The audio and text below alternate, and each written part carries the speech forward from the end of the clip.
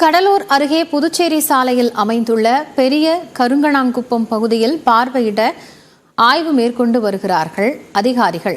கூடுதல் தகவல்களை செய்தியாளர் பிரேமிடம் கேட்கலாம்.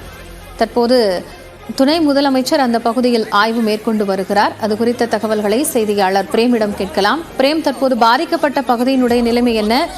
துணை முதலமைச்சர் ஆய்விற்காக வந்திருக்கிறார், விவரங்கள்.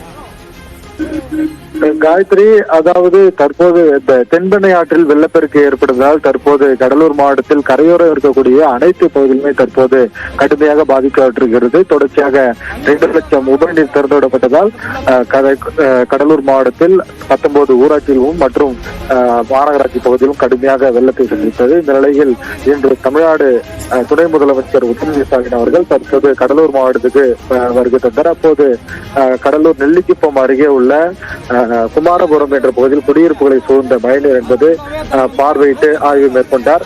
பின்னர் தற்போது பெரிய கங்கணாங்குப்பம் பகுதியில் பார்வையிட்டு ஆய்வு மேற்கொண்டு வருகிறார். அதாவது அந்த குடியிருப்பு பகுதியில் தற்போது தண்ணீர் என்பது சூழ்ந்து கொண்டிருக்கிறது. இந்த நிலையில் உடன் தமிழ்நாடு உழவுநலத்துறை அமைச்சர் MRK பன்னீர்செல்வம் மற்றும் தொழிலாளர் நலன் மற்றும் திறன் மேம்பாட்டுத்துறை அமைச்சர் TV கணேசன் ஆகியோர் இருக்கிறார்கள்.